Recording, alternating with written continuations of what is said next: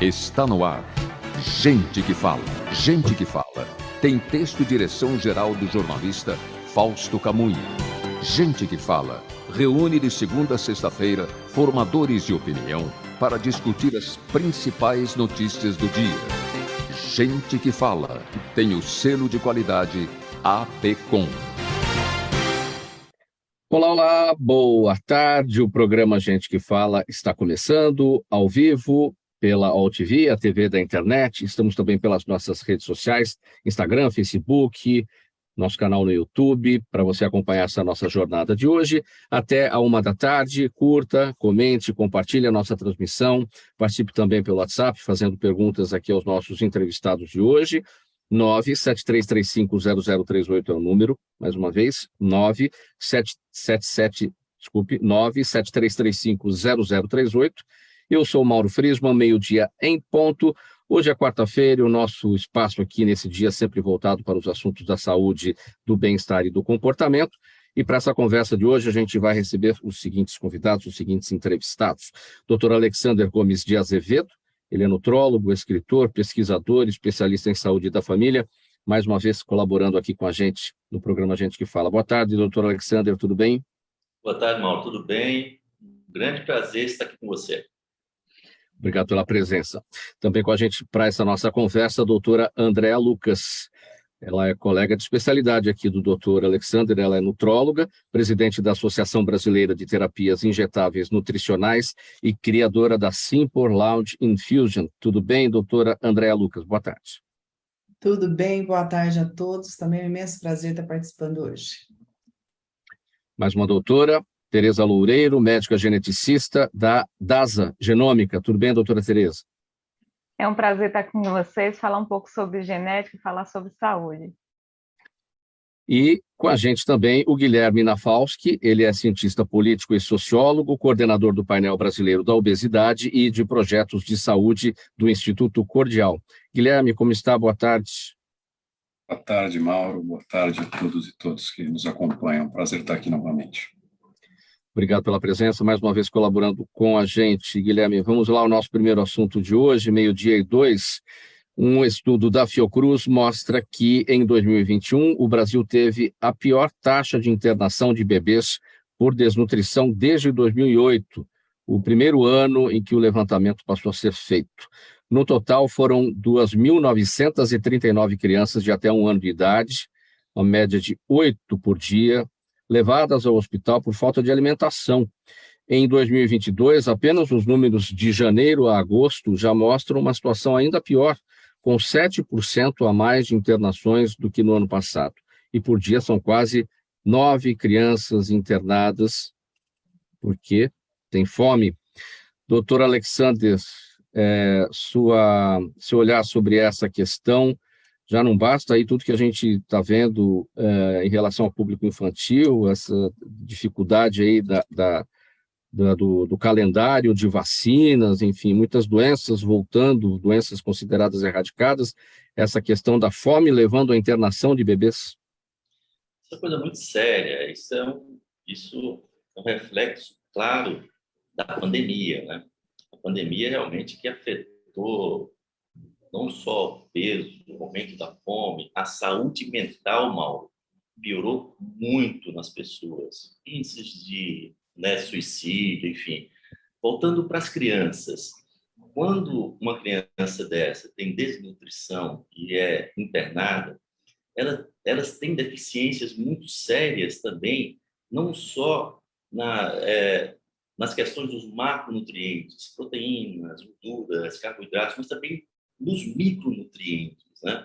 Vitaminas, minerais, a questão do ferro, por exemplo, né, que foi minha tese de doutorado, inclusive, essa questão do ferro para as crianças, é uma coisa muito séria. O ferro, a anemia por deficiência de ferro, atinge mais de 1 bilhão de pessoas no mundo, principalmente crianças e mulheres em idade fértil. Agora, tem realmente que fazer um trabalho muito sério, acompanhar essas crianças, repor os nutrientes, que pela via endovenosa, né, doutora, seria até melhor, mas que a gente tem que trabalhar muito para que a gente dê não só não volte para o peso dessa criança, mas nutra ela realmente, para essa criança saia nutrida desse hospital e tenha uma melhor qualidade de vida. Doutora Andréa Lucas, se olhar sobre esse tema, internação de bebês por desnutrição, batendo recorde no Brasil, estamos falando, afinal de contas, de bebês, né? Informação, né? E passando por esse tipo de situação de desnutrição. Então, Mauro, isso é muito preocupante, porque a gente observa que não são só essas crianças, isso já começa na barriga da mãe, né? Então, são gestantes, são mulheres, é uma população em geral que não se alimenta bem. Então, eu costumo dizer, né, que a criança, quando ela está no ventre da mãe, principalmente nos 3 primeiros meses, é como se ela fosse um parasita ali, entre aspas, né? Mas ela está absorvendo da mãe todos os nutrientes que a mãe está consumindo. E nós temos aí uma população que se alimenta muito mal. E não só por falta de alimentos, mas por maus hábitos mesmo, né? Então, as pessoas têm o costume de comer miojo, têm o costume de comer muito industrializado, e hoje nós temos alimentos aí com muitos agrotóxicos, muitos metais. Então, a criança já recebe aí pouco nutriente, a mãe já é uma mãe desnutrida, então essa criança já nasce com uma deficiência. E depois, quando ela nasce, ela adquire os hábitos da família, e os hábitos da família já não são tão bons, né? Então, acaba sendo uma cascata de problemas que, sem dúvida nenhuma, vai prejudicar o desenvolvimento dessa criança, né? Na fase escolar, na fase adulta. São crianças aí que não vão ter o mesmo desempenho de crianças bem nutridas. Raciocínio, cognição, atividade física, massa muscular, então tudo isso é muito dependente aí da alimentação. Então, a gente trabalha muito com soroterapia, mais em adultos. Recentemente eu estive nos Estados Unidos no mês passado, e lá eles fazem soroterapia pediátrica também, eles já trabalham com essa parte de nutrição das crianças, desde a primeira infância, em casos mais específicos, né? Aqui no Brasil a gente trabalha basicamente com adultos, e muito a gente trabalha com as gestantes, para que elas tenham aí uma condição melhor durante a gestação e deem uma condição melhor para esses bebês também.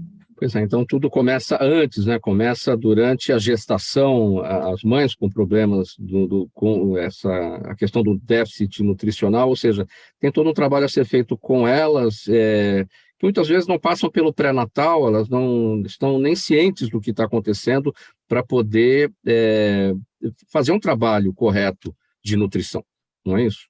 Sem dúvida nenhuma. Essas mães, elas muitas vezes não têm conhecimento. Hoje, com a internet, a gente percebe que as pessoas já sabem. Esse alimento faz mal, esse inflama, esse não inflama. Então, as pessoas têm um certo conhecimento. Mas, às vezes, tem um pouco de dificuldade de fazer essa troca no dia a dia, né? Então, o brasileiro, ele consome muito pão. É comum a gente pegar pessoas que consomem pão 4, 5 vezes ao dia. Então, trocam as refeições por um lanche.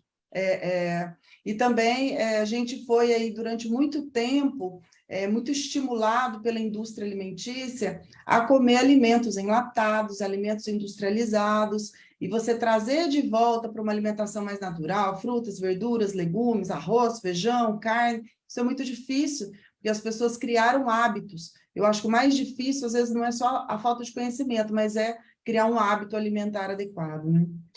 Doutora Tereza, e seguindo o raciocínio aqui da doutora Andréa Lucas, um ponto que a gente sempre destaca aqui no programa Gente que Fala, porque especialistas já falaram por diversas vezes a respeito, desembalar menos e descascar mais. E no que diz respeito à genética, né, como médica geneticista, tudo isso que foi falado durante o pré-natal muda, não tem impacto não só sobre o presente dessa criança, mas também sobre o futuro. Quais genes vão ser ativos, digamos assim, ou silenciados no seu futuro? Então, disse que o pré-natal é o maior investimento de saúde pública que se pode ter. Sim. Guilherme Nafalski, a gente mais adiante no programa vai falar sobre um outro problema que acontece no Brasil, que é a questão da obesidade. É o lado exatamente oposto, né? A gente tem aí o público obeso que se alimenta mal e se torna obeso, e aquele que é desnutrido pela falta de alimento. O que a gente vê é que a gente está chegando em altas taxas de a gente não está conseguindo fazer com que a alimentação seja correta, né? A gente está vendo que o alimento natural não está chegando às mesas da população. Isso é um problema, né? Isso talvez também pelo hábito, como foi dito aqui, mas também pela Insegurança política alimentar, de né? preços, é perfeito, altos índices de insegurança alimentar.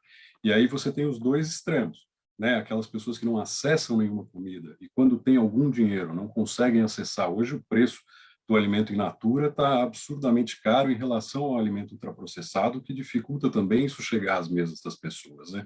Se por um lado muita gente não come, quem come acaba comendo mal, né? E comendo mal pode levar, ao invés, você pode ter um obeso desnutrido, né? A pessoa tem massa corpórea, mas ela não tem ali os nutrientes necessários. Então, o problema da insegurança alimentar deve ser atacado, né? De todas as formas, tanto a parte individual, que eu reconheço que exista, mas também a parte contextual, no sentido de uma política clara de valorização dos alimentos in natura em relação aos ultraprocessados, isso na Política Nacional de Alimentação de Escolas, isso garantindo o aleitamento materno das mães, né, das crianças pelas mães, pelo máximo tempo possível, né, tentar não mudar esse tipo. O brasileiro é conhecido pela comida de verdade, né, pelo arroz, feijão e bife, né, pela salada, então acho que a gente tem que tentar resgatar isso, mesmo em meio a essa mudança no tipo de alimentação.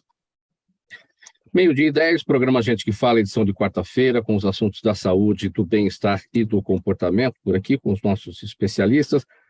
Vamos passar aqui para o próximo tema. O estresse e a nutrição estão intimamente relacionados, embora muitas pessoas não se atentem a essa ligação.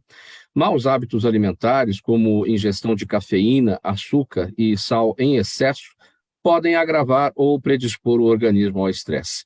Do mesmo modo, uma alimentação equilibrada é um dos principais pilares da prevenção desse transtorno, que, se não pode ser eliminado, pelo menos pode ser controlado. O problema é que descuidar da alimentação é quase uma regra para quem está muito estressado, o que torna o problema ainda mais grave. Doutor Alexandre, a gente, assim, a princípio, imagina que a questão do estresse é que leva ao mau hábito de alimentação, né? Porque você ataca qualquer alimento porque você está estressado. Mas dá para perceber, então, que é uma via de mão dupla, né? A má alimentação também leva ao estresse. Também. Você vê deficiências de nutrientes provocam realmente alterações nos níveis de estresse. Por exemplo, deficiências de algumas vitaminas do complexo B, alguns minerais como selênio, magnésio, cálcio, zinco, pode alterar a formação de alguns neurotransmissores que dá sensação de bem-estar ao nosso organismo, como, por exemplo, serotonina. Então, se baixa a serotonina, nós podemos ter um nível de estresse maior, podemos ter até depressão. Agora, uma coisa muito importante, Mauro, cuidar do intestino. Você fala, mas por que o intestino tem a ver com o cérebro? Ele é conhecido como segundo cérebro. O nosso intestino tem em torno de 300 milhões de neurônios. Olha só, o mesmo neurônio que está no cérebro tem também no intestino. E o nosso 70% da serotonina, que é esse neurotransmissor da sensação de bem-estar, é produzido a nível intestinal, 70% ou mais. Então, nós precisamos ter um intestino bom, né? Com bons micro-organismos, para que o cérebro trabalhe bem também. Tanto é que pessoas que têm insônia, quando a gente começa trabalhando a parte intestinal, ele tem melhoras da insônia, o sono fica melhor, ele fica menos estressado. Agora, uma coisa muito importante, Mauro, principalmente para as mulheres que têm muita hipoglicemia, olha só, que é a glicose quando baixa muito no sangue. E a única fonte de energia que mantém o nosso cérebro aceso é a glicose que está no sangue. Quando passa mais de 2, 3 horas sem comer e baixa muito essa glicose, principalmente mulheres, tá? Tem aquele desejo de comer doce, por exemplo. A pessoa fica mais irritada, tonturas, dores de cabeça, mas tem desejo de comer coisas que subam rapidamente a sua glicemia, a glicose no sangue. Então, o cérebro manda isso. A pessoa come isso e é uma retroalimentação que leva o estresse e o uso desses alimentos ditos vazios. Ainda na questão do intestino, né, quando se diz que ele é o segundo cérebro, é porque toda a absorção dos nutrientes, dos alimentos que consumimos, é feita no intestino. Muita gente acha que é feita no estômago, e não é, é feito no intestino. E o que não serve, evidentemente, é eliminado. Se você não tem um intestino bem cuidado e preparado para isso, você vai eliminar os nutrientes e vai ficar em déficit, correto? Com certeza.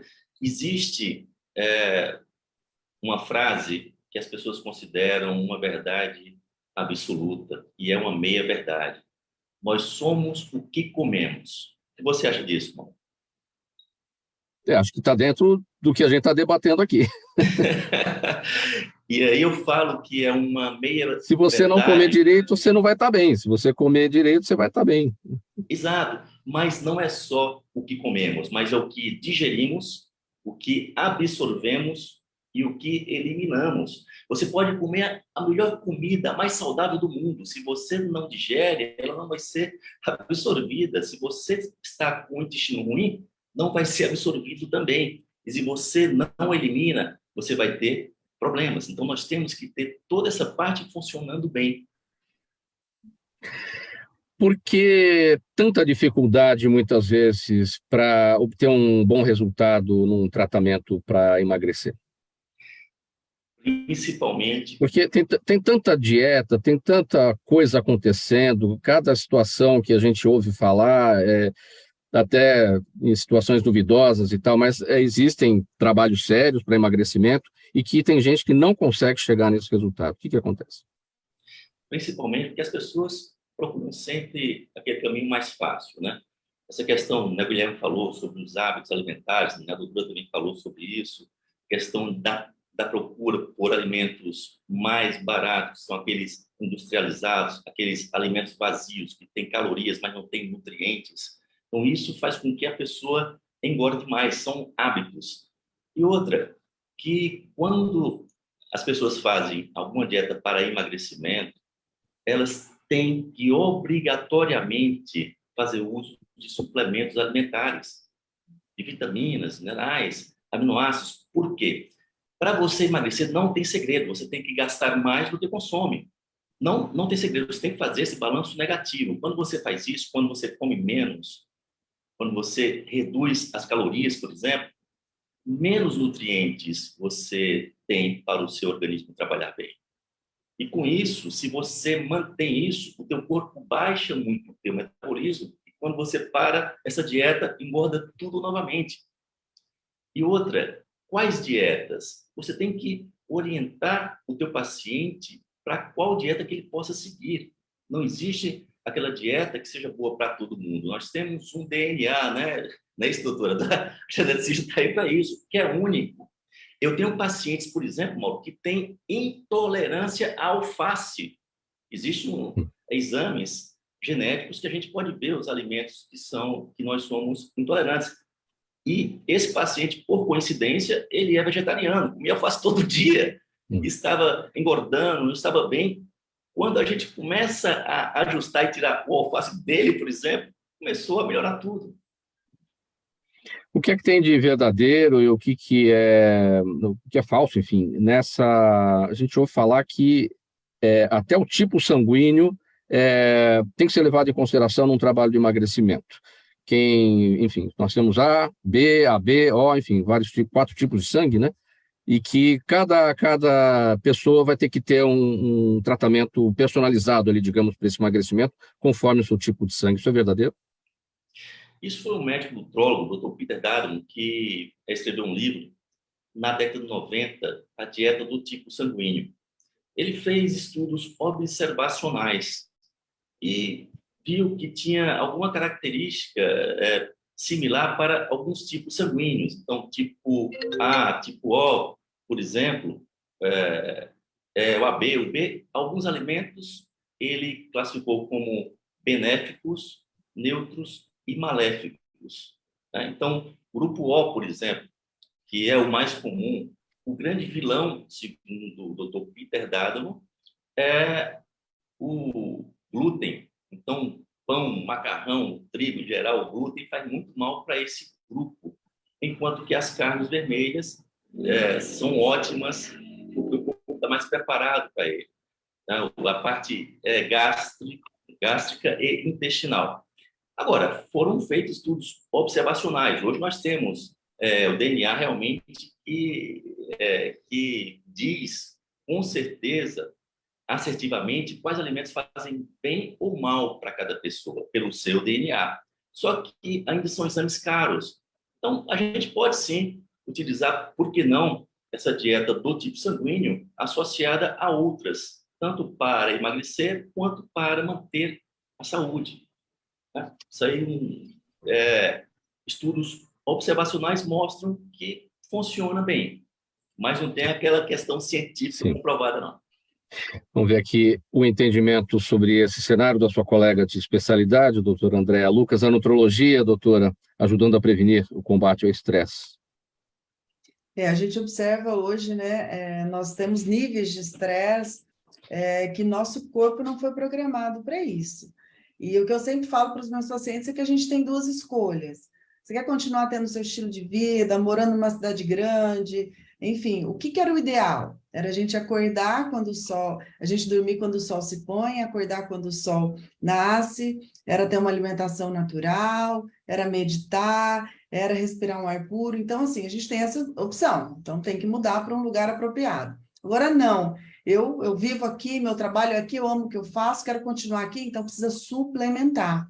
Porque esses níveis de estresse que nós somos submetidos todos os dias, eles vão dificultar, sim, a nossa observação, a nossa absorção dos alimentos, e eles também aumentam o hormônio do estresse, que também vai dificultar aí, o equilíbrio metabólico, eles alteram a produção de outros hormônios, diminuem a produção de outros hormônios. Então, assim, quero viver nesse mundo, então eu preciso suplementar de forma adequada para que eu continue tendo um estilo de vida, energia, disposição, vitalidade, um bom sono, cabelo, pele, unha. Hoje a gente quer performar bem em tudo, mas para você conseguir performar bem em tudo de forma natural é muito difícil. Então vem aí a suplementação para nos ajudar a continuar aí esse estilo de vida. Doutora Tereza, a sua área, como é que observa essa questão, a nutrologia, na prevenção, no combate ao estresse? Atualmente, eu atuo como oncogeneticista, na realidade. E aí, nessa prática de oncogenética, a gente sabe que a alimentação, não só a alimentação isoladamente, mas a obesidade em si, são fatores de risco independentes para diversos tipos de tumores. E mesmo para as pessoas que têm síndromes de predisposição ao câncer, ou seja, pessoas que já nasceram com uma probabilidade maior, um risco maior de desenvolverem determinados tumores ao longo da vida, os bons hábitos são moduladores nesse risco. Então, mesmo que se tenha um risco alto de nascença, por assim dizer, para desenvolver, por exemplo, o câncer de mama, se a pessoa tem um consumo baixo de bebida alcoólica, se mantém o peso adequado, se consegue amamentar, por exemplo, tudo isso são moduladores desse risco. E a gente tem que lembrar sempre que as doenças, elas são uma integração entre a genética, entre o ambiente e o que a gente chama de acaso. Então, tem aspectos ainda que a ciência não conseguiu elucidar. Então, a gente toma, por exemplo, esse ponto da alimentação. Nós somos todos únicos, né? Na verdade, a gente tem os genes da gente têm os mesmos nomes, mas a composição é como se fosse uma grande biblioteca com muitos livros e cada um tem uma receita de bolo diferente para o mesmo bolo de fubá, um exemplo. Então, dessas diferenças de ingredientes vai a nossa singularidade. Então, somos seres únicos. E a forma como a gente metaboliza, o doutor falou muito bem, né? O que a gente absorve, digere, excreta, enfim, os termos que foram usados são únicos.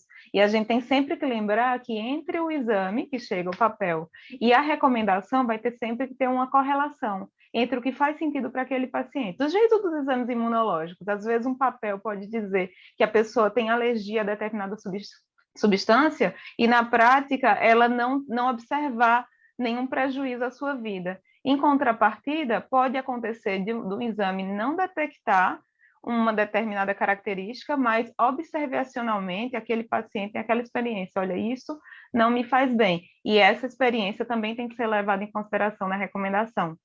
O mesmo vale aí para as medicações, por exemplo. A gente tem medicações que têm uma resposta melhor para pessoas que têm determinada característica genética do que outras, ou procedimentos que têm um benefício maior para determinadas pessoas do que outras, por aí sim vai. Então, a gente está entrando na era aí da medicina de precisão, né? Caminhando para a personalização. Agora, nesse seu raciocínio, nessa sua explicação, os fatores que levam ao câncer, tem a questão genética, a questão ambiental, a questão da alimentação. Quando se trata do câncer de intestino, o que é mais preponderante ali? É a questão alimentar mesmo, ou o próprio estresse que se vive no dia a dia? Para o câncer, né? O câncer de intestino é um dos cânceres mais comuns na nossa população, na verdade, no mundo todo. Esse é um câncer mais comum no idoso. Contudo, não só idoso, após os 50 anos. Então, sempre que ele acontece antes dos 50 anos, essa pessoa teria um benefício de realizar um exame genético, um painel de genes ou uma leitura de genes que tem relação com câncer de intestino, para ver se ela tinha já de nascimento esse risco aumentado. E, portanto, para si e para os seus familiares que também tenham essa característica, se beneficiem de fazer, por exemplo, colonoscopia mais precocemente. Para as demais pessoas, aquelas que desenvolvem o tumor por conta das exposições ambientais, né, toxinas, entra aí essa questão entre os alimentos e a flora ou a microbiota intestinal. Então, a prática de atividade física que eu falei, ela influencia também nesse risco. O câncer, ele é uma doença, é um nome genérico que a gente usa para uma doença extremamente heterogênea. Então, cada tumor tem informações únicas, mas sem dúvida, para quando se trata de câncer coloretal, o consumo de alimentos ultraprocessados ou desses embutidos, né, é um fator muito importante. Mas eu não posso deixar de falar desse ponto familiar. Mesmo nos maiores de 50 anos, pode acontecer da doença se dever a um risco hereditário. Então, vale consultar um médico geneticista para ter essa conversa. Guilherme, temos um enorme desafio em termos de saúde pública em relação a esse tema, hein? É imenso, né? Porque a gente percebe que a coisa se retroalimenta, né? Que uma preocupação que eu trago, que é importante, eu acho, que estava colocada também na fala do doutor Alexander, é a ideia do emagrecimento, né? Do emagrecimento por si ou pela saúde. Isso, às vezes, acaba gerando um tipo de estresse também muito complicado. Eu acho que todos nós temos que buscar saúde, né? E é isso que a gente tenta estimular com uma alimentação saudável, porque também alguns tipos de dieta acabam fazendo com que as pessoas, ao entrar num ritmo completamente restritivo de alimentação, passem por um tipo de sofrimento também desnecessário, né? Então, a gente tem que entender um pouquinho o metabolismo corpóreo, né? A gente tem que entender como é que as pessoas se relacionam, porque o que é estar exatamente acima do peso e o que é ter obesidade, uma doença aí que pode acarretar uma série de cânceres, que pode levar a hipertensão, problemas cardíacos e demais condições, né? Eu acho que o que a gente percebe desse grupo aqui é que a questão da alimentação é fundamental, as pessoas precisam se alimentar bem, saber o que comem, né? Eu acho que isso a gente não tem tanta clareza devido ao marketing, devido ao ambiente obesogênico no qual a gente está inserido, né? Mas a gente precisa ter cada vez mais isso, né? Doutor Alexander, como a gente deve entender quando estamos com sobrepeso e quando estamos de fato obesos? Qual é a medida? Claro, temos o IMC, que é um indicador, né? O que mais que a gente pode ter aí como elemento para identificar isso? Principalmente, o pessoal usa muito o IMC. Obviamente, aquelas pessoas que são esportistas, né? Como, por exemplo, lutadores, ou então esses atores aí que são, né, verdadeiras massas musculares aí, se você for fazer o IMC, ele vai estar obeso. Então, não serviria para ele, realmente. Agora, a questão de você se ver obeso ou com sobrepeso é uma coisa muito interessante. O peso ideal é aquele que você se sinta bem com ele, né?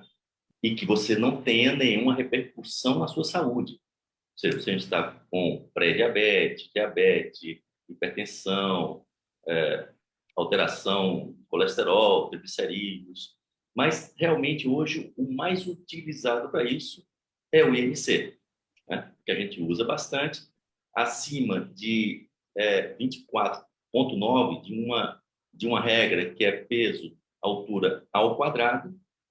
Se você tiver acima de 24,9 já é sobrepeso, acima de 30 ali já é obesidade, aí tem os graus, leve, moderada e grave. E um alerta muito interessante, é muito importante que você tente tudo antes de fazer uma cirurgia bariátrica, porque hoje eu vejo pacientes que querem engordar para fazer a cirurgia bariátrica, pensando que aquilo vai resolver todos os problemas da sua vida, enquanto que ele, se não trabalhar a cabeça, se não mudar os hábitos alimentares, ele vai ter um problema pro resto da vida. 12:30, pessoal. Programa Gente que Fala, edição de quarta-feira. Por aqui nesse espaço, sempre os assuntos da saúde, do bem-estar e do comportamento.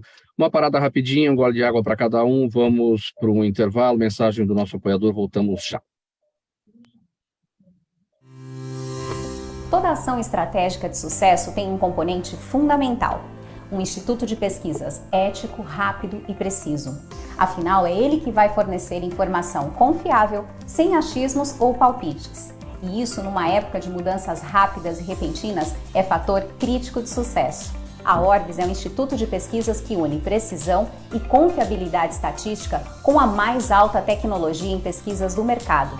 Tem inteligência artificial, robótica e Big Data, entre outros recursos, para que você tenha uma informação correta, confiável, com o menor custo e no menor tempo possível. Na sua próxima ação, seja ela corporativa ou política, comece pela Orbis, porque com a informação correta, você vai mais longe, mais rápido e com mais segurança.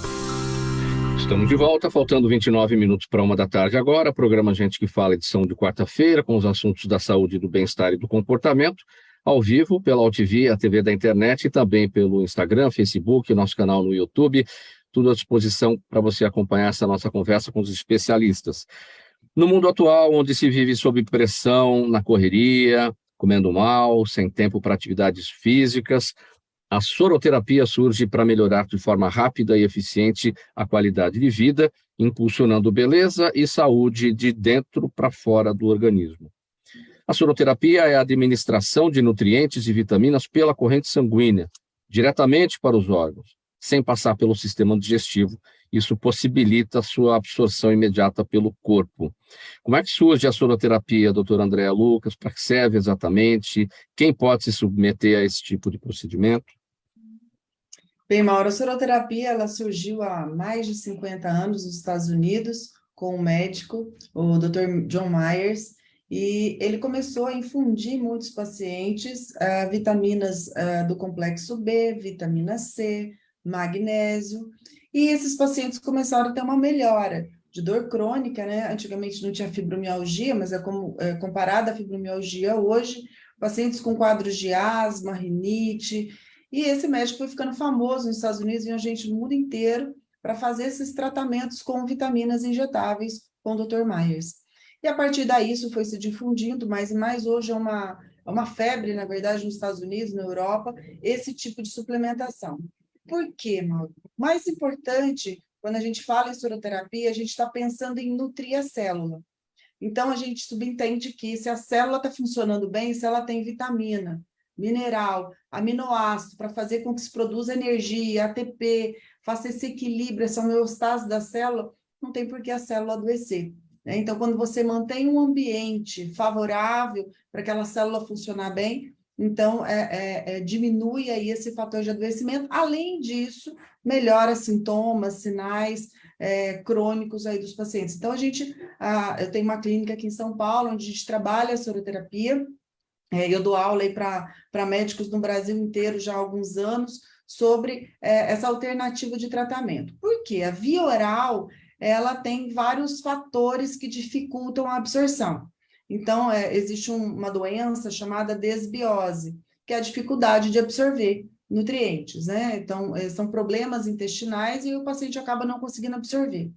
Tem um estudo americano, inglês, do New England, que fala que um ciclo de antibiótico, quando ele é feito aí 14 dias de antibiótico, ele altera a flora intestinal e esse paciente só vai recuperar após 2 anos. Então, imagina só um ciclo de antibiótico, a dificuldade que ele vai trazer para esse paciente na absorção dos próximos 2 anos. Além disso, aí tem toda a questão de envelhecimento. Eu costumo dizer para os pacientes assim, da mesma maneira que a sua pele envelhece, seu intestino envelhece também. Então, a gente cada dia mais tem dificuldade de absorver os nutrientes. E a soroterapia é uma alternativa para esses pacientes, de uma maneira geral, para entregar vitamina, mineral, aminoácido e alguns fitoterápicos também, a gente faz por via injetável, por uma via aí 100% biodisponível. Quem pode se submeter a esse tipo de tratamento e como é que se investiga o déficit, né, de cada um para que ele seja prescrito de fato? Bem, aqui no Brasil nós prescrevemos somente para pacientes acima de 18 anos de idade, salvo algumas exceções, né? Por exemplo, tem crianças autistas que têm uma alimentação muito restrita, muito seletiva, muitas vezes é necessário aí essa suplementação injetável. Nos Estados Unidos, eles aplicam em todos os pacientes, em crianças, adultos, idosos, e para a gente poder prescrever, a gente faz alguns exames, faz uma avaliação aí e identifica quais as deficiências. Então, por exemplo, tem paciente que tem deficiência de vitamina D. Hoje é uma vitamina aí tão importante, tão falada, né? Porque ela é importante, inclusive, para a imunidade. No período aí de pandemia, a gente conversou muito sobre a vitamina D, se tornou uma realidade, graças a Deus, essa discussão. E a vitamina D tem pacientes que tomam cápsulas via oral e não conseguem atingir níveis ideais. Então, a via injetável é indicada.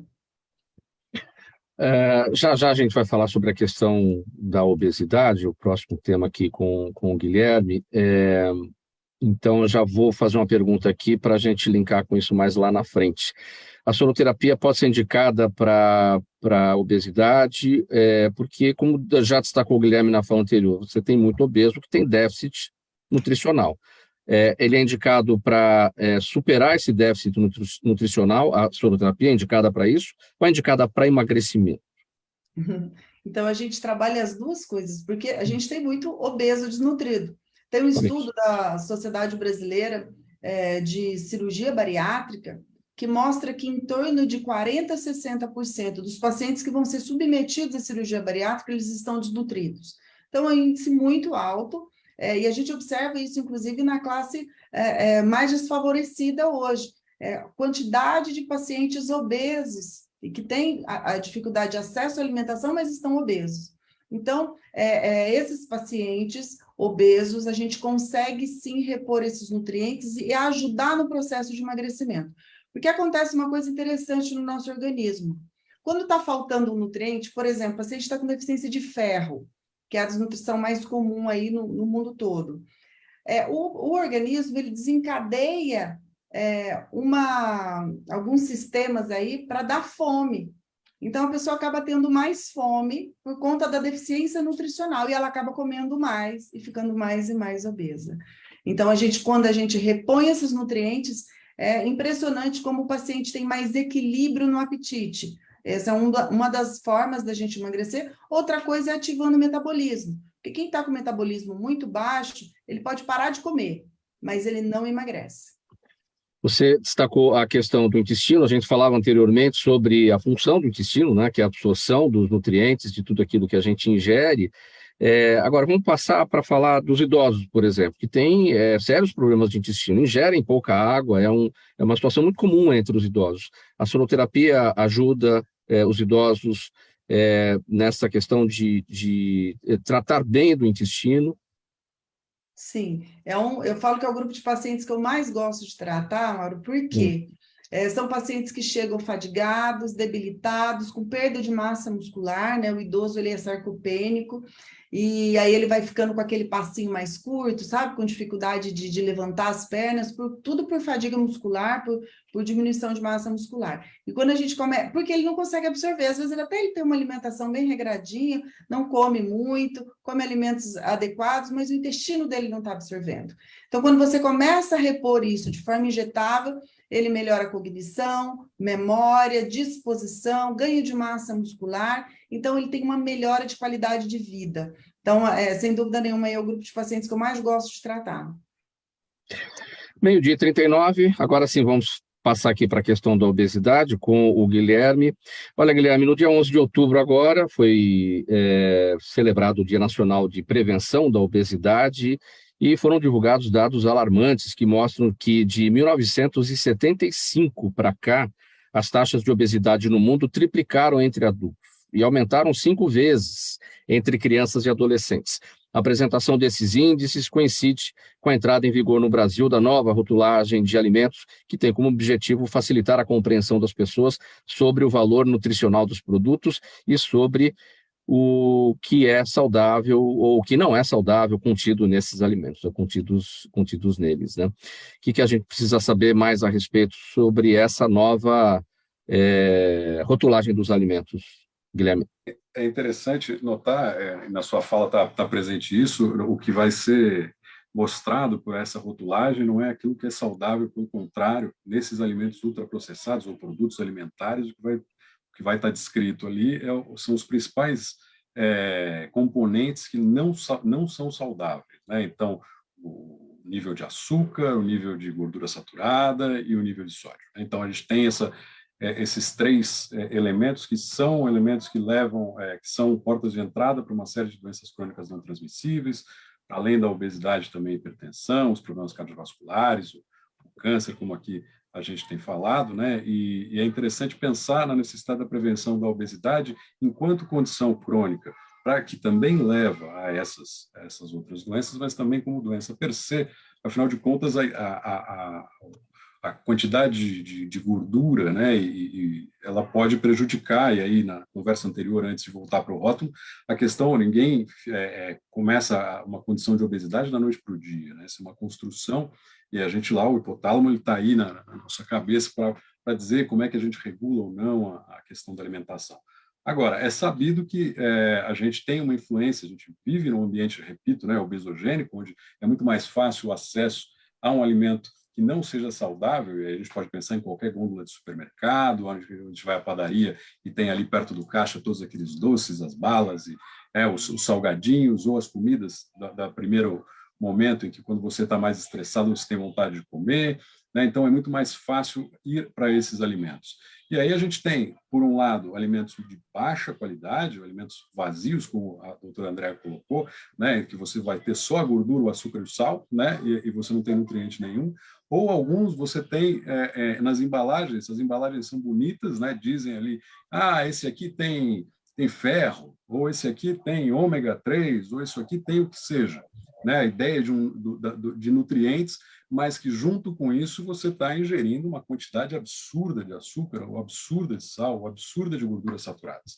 E aí a embalagem é bonitinha, ela leva a pensar que aquilo é saudável, mas o costume, são poucos os químicos que leem o rótulo, né, brincando assim, porque são muitos componentes, vários deles escritos de forma de difícil entendimento, e houve, então, esse debate com a sociedade civil, o governo, por vários anos, né, e chegou a esse modelo de rotulagem.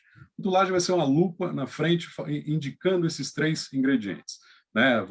Eles vão ter que necessariamente estar em área de fácil de ser visibilidade, né, e indicando principalmente esses 3 indicadores. A gente ainda não vê muito deles, apesar deles terem entrado em vigor agora, dia 9, porque são só nos produtos novos, por enquanto. A gente tem esse período por 1 ano, se bem que, segundo um livro que eu li recentemente da professora Roseli Siqueri, são quase 5.000 produtos novos por mês nos Estados Unidos, ou seja, vários produtos vão começar a ter isso, né?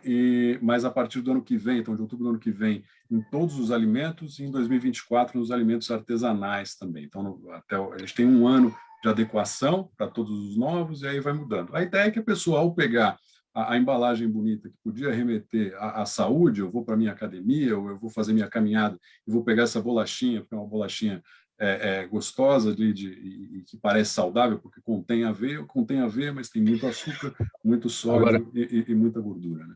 Agora, Guilherme, é muito importante, claro, essa nova rotulagem dos alimentos, porque lá agora estarão identificados aquilo que não serve, aquilo que não é saudável e que está contido ali.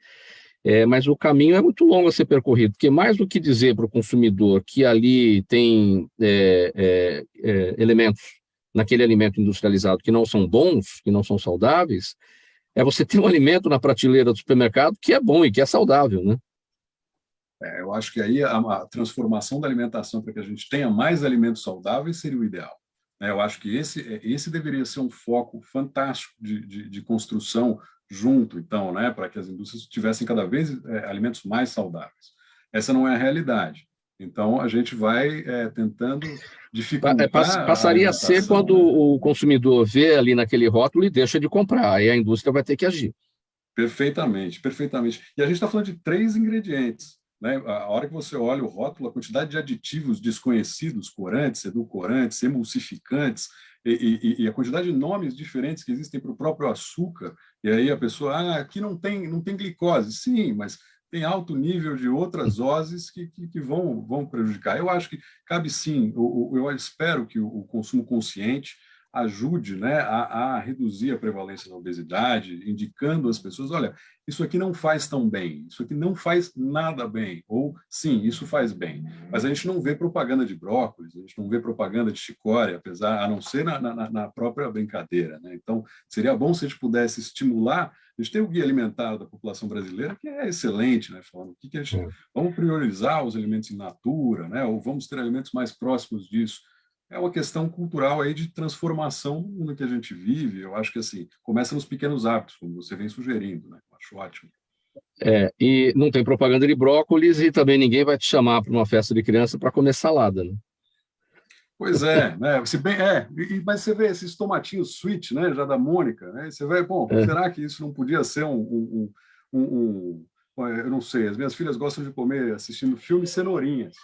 É gostoso, mas a quem isso é permitido, né? Como é que isso chega? A gente vai criando, inclusive, o ideário de que o gostoso é o brigadeiro, né? E realmente ele é gostoso, mas será que eu preciso consumir tanto? Será que eu não posso só nas festas? Bebida açucarada, refrigerante.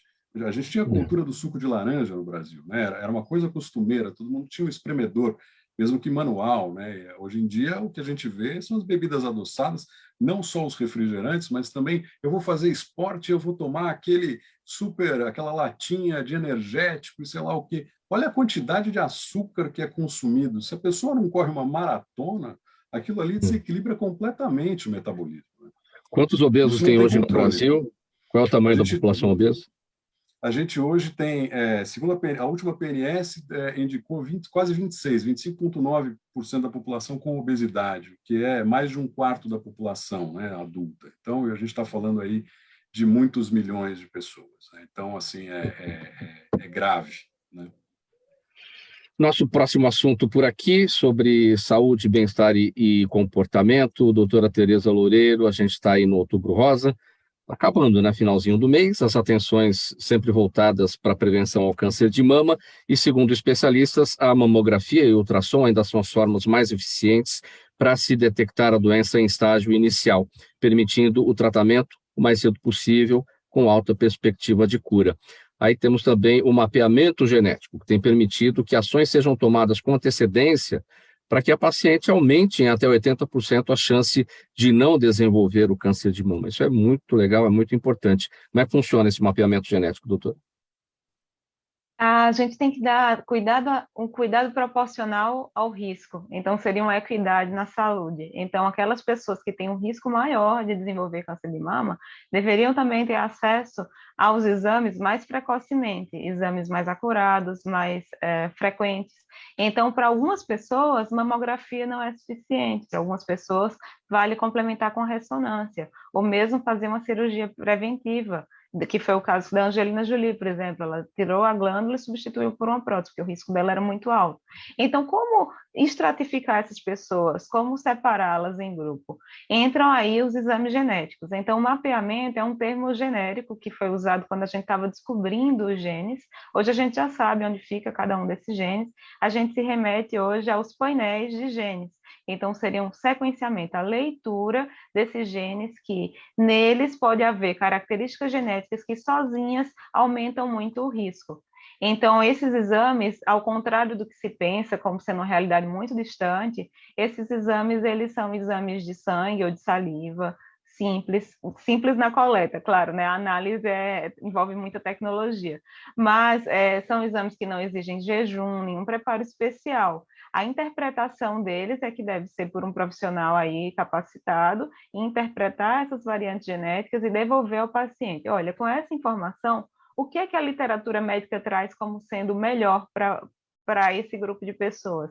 Então, seria iniciar os exames mais precocemente? Seria fazê-los de uma forma mais frequente? Seria lançar mão da questão da cirurgia preventiva? Ou mesmo, diante de um diagnóstico de câncer, existe uma medicação que tem uma resposta melhor? E os exames genéticos, eles não param por aí no que diz respeito a essas medidas preventivas. Eles também vão ter uma importância grande no tratamento. Então, esse dado, ele pode juntar o dado genético com outros dados imunológicos e, por exemplo, ajudar na escolha, se a pessoa tem um benefício ou não de fazer uma quimioterapia adicional durante um tratamento de câncer de mama.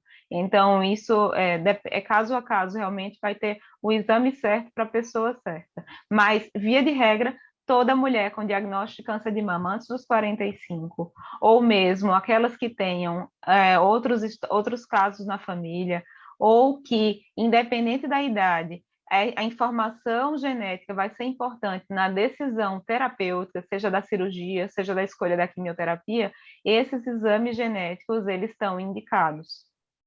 Qual é a realidade, doutora Tereza, dos testes genéticos na rede pública de saúde? Excelente pergunta. Infelizmente, no Brasil, esses exames, embora eles já estejam demonstrados como custo-efetivos, eles não são cobertos pelo Sistema Único de Saúde. Alguns serviços públicos têm projetos de pesquisa que permitem o acesso da população que chega a esses serviços a esses exames. Contudo, não são exames assim extraordinariamente caros, embora não sejam ainda exames tão acessíveis, poderiam ser ainda mais acessíveis, mas diante do que já foi, são exames dentro de uma faixa aí razoável. E no que diz respeito ao acesso, mesmo que a gente não tenha acesso via o Sistema Único de Saúde, nas principais circunstâncias, esses exames são cobertos pelas operadoras de saúde, pelos convênios, e muita gente não sabe disso. A dificuldade do acesso, né, e a dificuldade também de se estratificar, né, ou seja, você tem que ver qual é o público que tem a necessidade do teste genético, certamente aquele que tem um histórico familiar, esse é o primeiro da fila. Eu gosto de simplificar, então todas as pessoas que tenham um antecedente de câncer de mama, ovário, pâncreas, próstata, cólon, enfim, que tem uma história pessoal de câncer ou entre familiares próximos, procure aconselhamento genético, procure conversar sobre isso, porque vai conseguir diferenciar aí quem teria indicação de realizar esses exames. E, além dessa questão, a gente, assim, enquanto DASA, né, eu estou aqui, participo da DASA Genômica, enquanto DASA, a gente está sempre preocupado também com a educação médica, porque esse saber, ele é tão, se transforma numa velocidade tão grande, que a formação de 5 anos atrás, de 10 anos atrás, a cada ano, o que a pessoa teve acesso na formação, na faculdade, na residência, provavelmente se somou muito mais no que diz respeito à genômica. Então, a gente tem que difundir educação para pacientes e para profissionais de saúde também, no que diz respeito à genômica. Olha, pessoal, perguntas da nossa audiência por aqui, faltando 8 minutos para 1, e você está com a palavra, doutora Tereza, então vou começar com você. A Daniela Neves está no nosso Instagram, e ela diz assim, ela queria que você comentasse o caso da jornalista Suzana Naspolini, que morreu ontem, nesse caso de comoção. Ela morreu ontem, era repórter da TV Globo do Rio de Janeiro, né? Ela morreu ontem de câncer aos 49 anos de idade, mas que lutou com a doença por mais de 30 anos. Aí ela teve um linfoma aos 18 anos, um nódulo no seio e um tumor na tireoide aos 37, aos 43 voltou a enfrentar o câncer de mama e aos 47 um câncer na bacia que evoluiu até a morte da Suzana ontem. Ela gostaria que você comentasse esse caso. Os tumores, eles podem ser primários, ou seja, aquelas células serem novas, o que é que a gente chama de câncer? São um conjunto de células que acumulou erros de modo a funcionarem de uma forma errada, a multiplicarem-se mais do que deviam, a machucar as células vizinhas, e por isso precisam ser tratadas, para não enfraquecer as células saudáveis. Sempre que o câncer acontece numa idade jovem, a gente precisa ter uma atenção especial a essas predisposições herdadas que passam de uma geração para outra. Contudo, alguns tumores, eles podem não ser primários, eles podem ser o que a gente chama de metástase, que seriam derivações de um tumor anterior. Então, nessa diferenciação, é importante conversar com o médico, a médica que acompanha a pessoa, sobre se há suspeita ou não de que seja um câncer com risco aumentado de passar de uma geração para outra, mas abaixo dos 50 anos, no adulto, merece uma atenção especial sempre aí, pensar nessa investigação. Doutor Alexander, com bastante brevidade, a gente está com o tempo em cima, vamos lá para as perguntas dos demais. A Caroline, Santo Amaro, bairro de Santo Amaro, zona sul aqui da capital, pergunta se faz mal comer mais de 2 ovos por dia ou noite aqui, ela disse. Não, isso aí era um mito, né? Colocava que o colesterol poderia... que os ovos poderiam aumentar o colesterol, mas não tem nada disso. Se você realmente pode comer 2, 3, 4 ovos por dia, desde que se faça também atividade física, que é muito importante. Tomar bastante líquido também, hidratar bem. Então, ovos, o ovo é um alimento muito bom, ainda acessível, né? Então, pode fazer vários omeletes de tudo aí. Então, realmente é um alimento fantástico. Outra pergunta, doutor Alexander, vem da Gabriela Martins. Ela está no nosso canal no YouTube. Alguns alimentos são mesmo capazes de reduzir o apetite? Ela pergunta. Sim, os alimentos que têm mais fibras, eles e tem mais gorduras também, mais proteínas, eles podem retardar o esvaziamento gástrico, então isso pode dar uma saciedade maior. Então, diferente, por exemplo, dos doces, né? O doce você come e já está com desejo de comer de novo.